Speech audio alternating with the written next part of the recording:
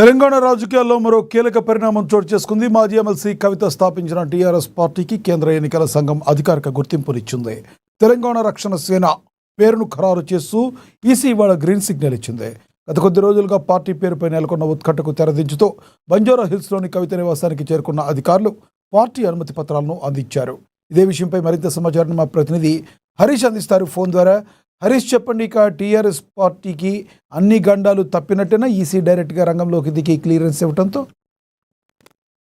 Right, లక్ష్మీనా, ఏదైతే కవితకి సంబంధించి కూడా ఈసీ గుడ్ న్యూస్ చెప్పిన నేపథ్యం అయితే కనిపిస్తా ఉంది. ఇక ప్రధానంగా తెలంగాణలో కేసీఆర్ అలాగే బీఆర్ఎస్ పార్టీకి సంబంధించి కూడా విక్షాక్ అని చెప్పవచ్చు. ఎందుకంటే ప్రధానంగా ఎప్పుడైతే కవిత పార్టీ పేరును అనౌన్స్ చేశారో అప్పటి నుంచి కూడా బీఆర్ఎస్ నేతలంతా ఈసీకి ఫిర్యాదు చేయడం జరిగింది. ప్రధానంగా టీఆర్ఎస్ పేరును ఏదైతే ఆమోదించకూడదన్నట్టుగా కూడా బీఆర్ఎస్ నేతలంతా కూడా ఈసీకి లేఖలు రాయడం జరిగింది. ప్రధానంగా కవిత ఎప్పుడైతే 25వ తేదీకి సంబంధించి కూడా టీఆర్ఎస్ పార్టీని ప్రారంభించడం జరిగింది. ప్రధానంగా తెలంగాణ రాష్ట్ర సేనకి సంబంధించి కూడా ఆ పార్టీ పేరును కూడా ఖరారు చేయడం జరిగింది. ఇక ఇప్పుడు ఈసీకి సంబంధించి కూడా ఏదైతే ఈ పార్టీ పేరుకు సంబంధించిన తెలంగాణ రాష్ట్ర సేనగా ఉన్న పార్టీకి సంబంధించి కూడా తెలంగాణ రక్షణ సేనగా కూడా ఆమోదం తెలిపింది. ప్రధానంగా ఇప్పుడు కూడా టీఆర్ఎస్ ఆ పేరునే ఖరారు చేసిన నేపథ్యం అయితే కావచ్చు. కాబట్టి మొత్తంగా ఆ రాజకీయ సమీకరణను మారే అవకాశాలు అయితే కనిపిస్తా ఉన్నాయి. ఎందుకంటే ప్రధానంగా ఇదే టీఆర్ఎస్ పేరుకు సంబంధించి కూడా బీఆర్ఎస్ నేతలు అభ్యంతరం వ్యక్తం చేస్తున్న నేపథ్యంలో తెలంగాణ రక్షణ శాఖ సేనకి సంబంధించి కూడా ఇప్పుడు ఆ పేరును ఈసీ ఆమోద ముద్ర వేసింది. ఆమోద ముద్ర తర్వాత అధికారులతో నేరుగా ఆమె నివాసానికి సంబంధించి కూడా వచ్చి ఆ పత్రాలను కూడా అందజేయడం జరిగింది. దాంతో పాటుగా తన నివాసంలో ఏర్పరచుకున్న పార్టీకి సంబంధించి కూడా అక్కడి నుంచి పార్టీని రన్ చేసేందుకు కూడా అనుమతులు ఇచ్చిన నేపథ్యం అయితే కనిపిస్తా ఉన్నది. ఇక మొత్తంగా ఈ తెలంగాణ రక్షణ సేన అబ్జర్వేషన్ కి సంబంధించి కూడా ఎన్నికల సంఘం ఆమోదం తెలిపిన నేపథ్యం కావచ్చు.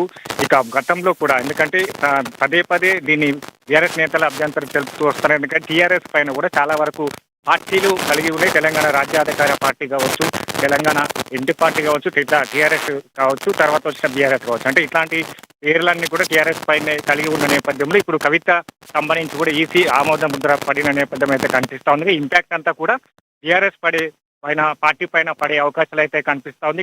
రాజకీయ సమీకరణలు మారే అవకాశాలు కనిపిస్తా ఉన్నాయి. వచ్చే ఎన్నికలే టార్గెట్ గా వెళ్తామన్నట్టుగా కూడా ఇప్పటికీ కవిత ప్రకటించింది. భవిష్యత్తులో ఇప్పుడు మరో ఏదైతే వారం రోజులకు సంబంధించి కూడా రాష్ట్ర వ్యాప్తంగా మరోసారి పర్యటన చేరిన నేపథ్యం అయితే కనిపిస్తా ఉంది. కాబట్టి ఈ నేపథ్యంలో ఈసీ ఈ నిర్ణయం తీసుకోవడం పట్ల కూడా ఒకవైపు టీఆర్ఎస్ కావచ్చు, టీఆర్ఎస్ చీఫ్ కవిత కావచ్చు, టీఆర్ఎస్ నేతలంతా కూడా హర్షం వ్యక్తం చేస్తున్న నేపథ్యం అయితే కనిపిస్తుంది. ఎందుకంటే గతంలో ఇచ్చిన టీఆర్ఎస్ రాష్ట్ర సేనకి సంబంధించి కూడా కింద అబ్జర్వేషన్ సంబంధించిన ఏదైతే అసోసియేషన్ అనే ఆ పేరు గతంలో చిన్నగా ఉండే నేపథ్యం కావచ్చు. ఇప్పుడు ఏదైతే ఆమోదం తెలిపిన ఈ పేరుకు సంబంధించి కూడా ఆ అసోసియేషన్ పేరు లేకపోవడం కావచ్చు. మొత్తంగా టీఆర్ఎస్ కి ప్రజల్లో వెళ్లేందుకు, టీఆర్ఎస్ పేరుతో ప్రజల్లో వెళ్లేందుకు ఇప్పటికీ ఒక వ్యూహంతో ముందుకెళ్లిన కవితకు ఇప్పుడు భారీ ఎప్పుడైతే ఆమెకు సంబంధించి కూడా గుడ్ న్యూస్ ఈసీ చెప్పిన పరిస్థితి అయితే ఉన్నదని చెప్పవచ్చు. లక్ష్మణ, మొత్తంగా ఈ పేరుకు సంబంధించి కూడా మరోసారి బీఆర్ఎస్ నేతలు అభ్యంతరం వ్యక్తం చేస్తారా? ఈసీకి సంబంధించి లేఖలు పంపించే అవకాశాలు ఉంటాయా? మరోసారి ఇలాంటి స్టెప్ తీసుకోబోతా ఉన్నారు. ఇక కవితకు సంబంధించి కూడా ఈ పేరును ఖరారు చేసుకుంటుందా లేదా ఇతర పేరుకి సంబంధించి కూడా ఈసీకి మరోసారి ఆమె అనుమతి కోరుతుందా అనే దానిపైన కూడా క్లారిటీ రావాల్సిందే. లక్ష్మణ, థ్యాంక్ యూ హరీష్.